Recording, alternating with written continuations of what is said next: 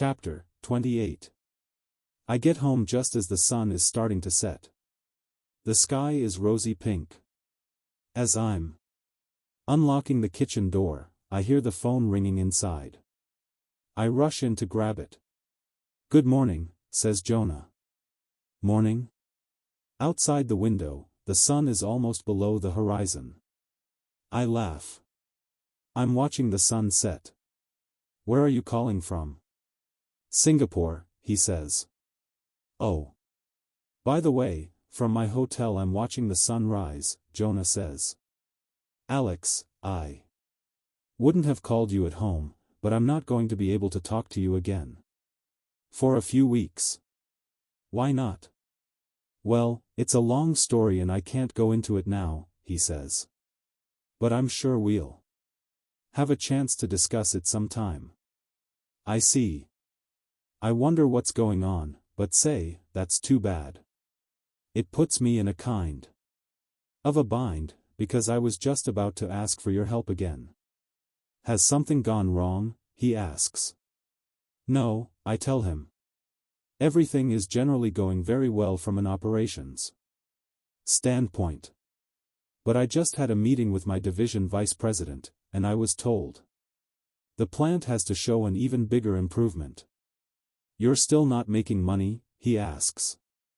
I say, "Yes, we are making money again, but we need to accelerate the improvement to save the plant from being shut down." I hear the trace of a chuckle on the other end of the line, and Jonah says, "If I were you, I wouldn't worry too much about being shut down." "Well, from what the head of the division has told me, the possibility of a shutdown is real," I tell him. "And until he says otherwise, I can't afford to take this lightly. Alex, if you want to improve the plant even more, I'm with you all the way," Jonah says. "And since I won't have the opportunity to speak to you for a while, let's talk about it now. Bring me up to date on what's happening." So I do. Then, wondering if we've reached some theoretical limit by now, I ask him if there is anything else we can try. "Anything else?" he says. "Believe me, we have only begun. Now, here's what I suggest." Early the next morning, I'm in my office at the plant considering what Jonah told me. Outside is the dawn of the day he's already seen in Singapore. Stepping out to get a cup of coffee, I find Stacy at the coffee machine. "Hello there," she says. "I hear everything went fairly well for us at headquarters yesterday." "Well, not bad," I say. "I'm afraid we still have a way to go before we convince Peach we're good for the long term. But I talked to Jonah last night." "Did you tell him about our progress?" she asks.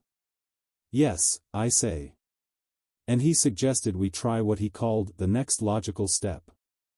I see her face take on a nervous grin. "What's that?"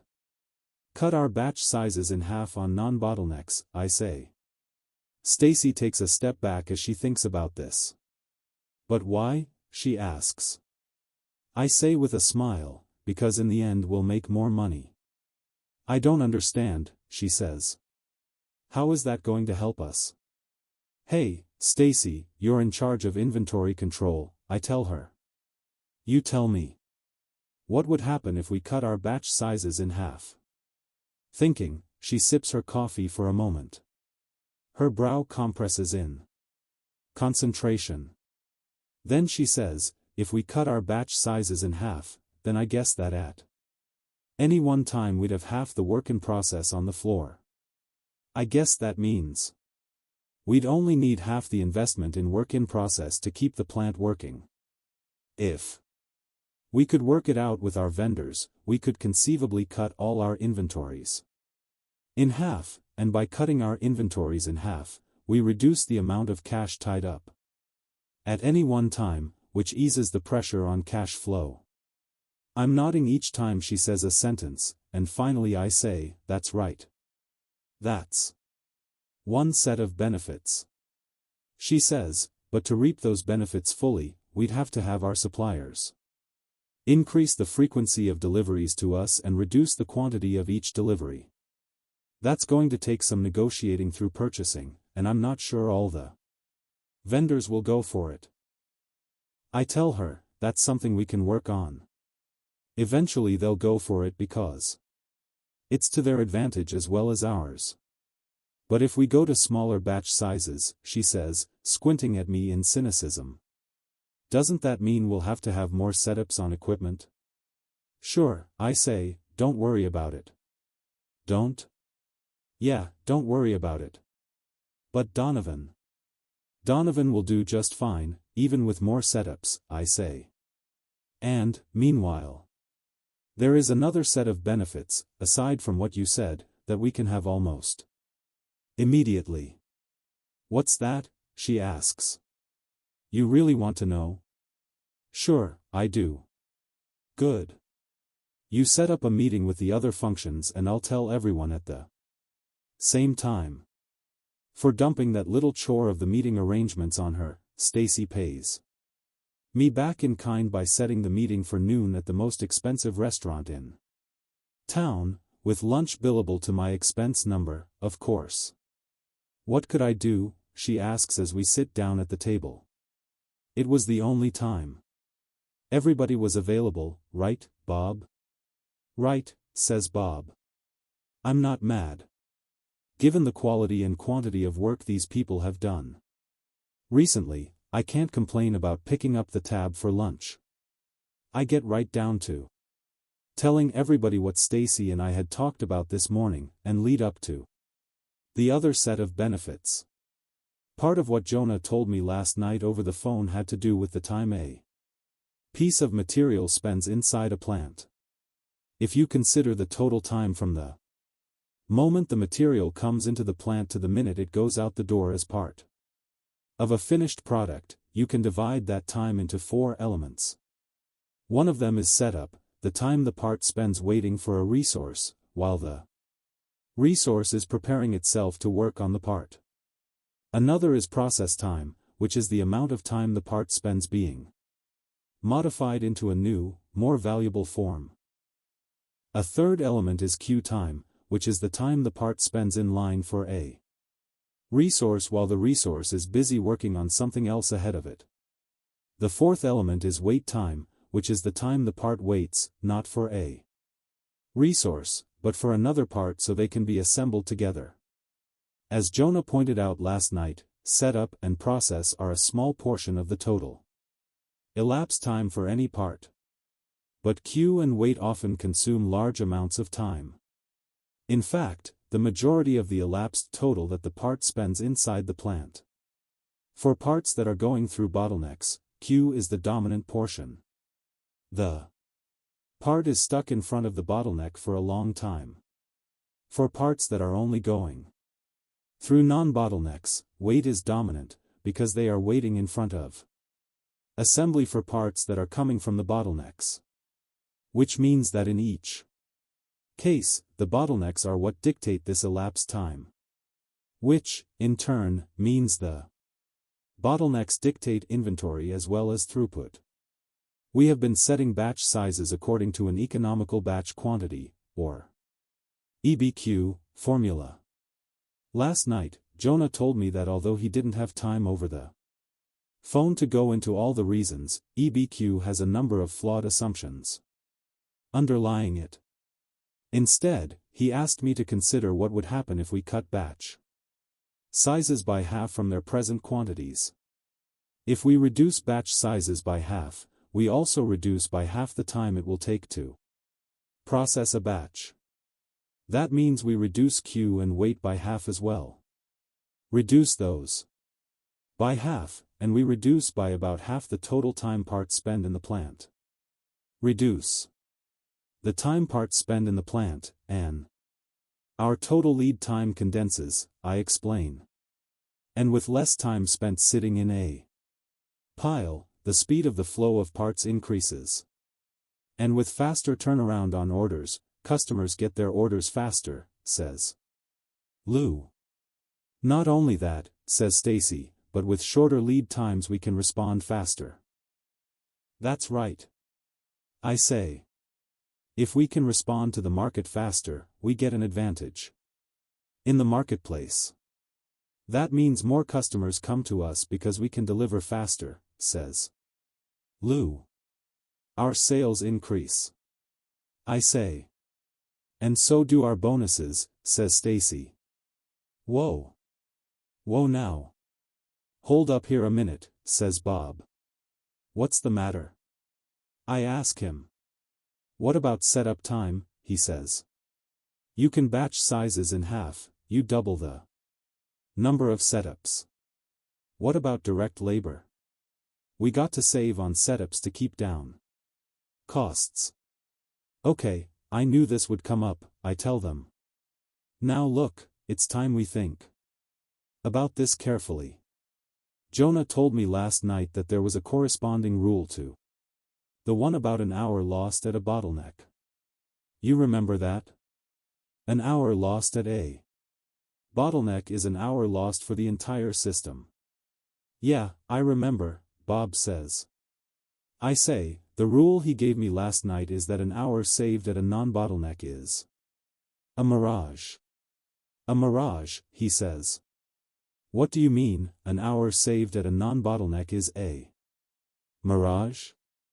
An hour saved is an hour saved. No, it isn't, I tell him. Since we began withholding materials from the floor. Until the bottlenecks are ready for them, the non-bottlenecks now have idle time. It's perfectly okay to have more setups on non-bottlenecks, because all we're doing is cutting into time the machines would spend being idle. Saving setups at a non-bottleneck doesn't make the system one bit more productive. The time and money saved is an illusion. Even if we double the number of setups, it won't consume all the idle time. Okay, says Bob. I guess I can see what you mean. Now Jonah said, first of all, to cut the batch sizes in half. Then he suggested I go immediately to marketing and convince them to conduct a new campaign which will promise customers earlier deliveries. Can we do it? Asks Lou. I tell them, already, our lead times have condensed considerably over what they were before thanks to the priority system and making the bottlenecks more productive. We have reduced lead time of about 3 to 4 months down to 2 months or even less. If we cut our batch sizes in half, how fast do you think we can respond? There is an eternity of hemming and hawing while this is debated. Finally, Bob admits, okay, if we cut batch sizes in half, then that means it ought to take half the time it does now. So instead of 6 to 8 weeks, it should take about 4 weeks, maybe even 3 weeks in a lot of cases. Suppose I go to marketing and tell them to promise customers deliveries in 3 weeks? I say. Whoa. Hold on, says Bob. Yeah, give us a break, says Stacy. All right, 4 weeks then, I say. That's reasonable, isn't it? Sounds reasonable to me, says Ralph. Well, okay, says Stacy. I think we should risk it, says Lou. So are you willing to commit to this with us? I ask Bob. Bob sits back and says, well, I'm all for bigger bonuses. What the hell? Let's try it. Friday morning finds the Mazda and me again hustling up the interstate toward headquarters. I hit town just as the sun hits the glass of the Unico building and reflects a blinding glare. Kind of pretty actually. For a moment, it takes my mind off my nerves. I've got a meeting scheduled with Johnny Johns in his office. When I called, he was quite willing to see me, but sounded less than enthusiastic about what I said I'd like to talk about. I feel there's a lot riding on my ability to convince him to go along with what we want to do. So I've found myself biting a fingernail or two during the trip. Johns doesn't really have a desk in his office. He has a sheet of glass on chrome legs. I guess that's so that everyone can get a good look at his Gucci loafers and silk socks, which he exposes as he leans back in this chair, interweaves his fingers and puts them behind his head. He says, "So, how is everything going?" "Everything is going very well right now," I say. "In fact, that's why I wanted to talk to you." Johns immediately dons an impassive face. "All right, listen," I tell him, "I'm going to lay my cards out for you.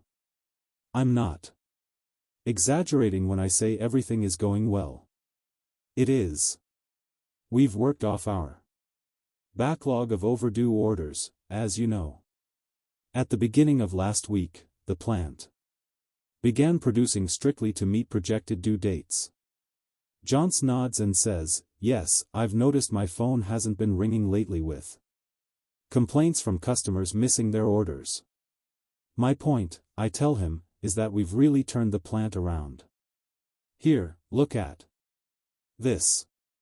From my briefcase, I take the latest list of customer orders. Among other things, it shows the due dates promised, along with the dates when Ralph expected shipment, and the dates the products were actually shipped.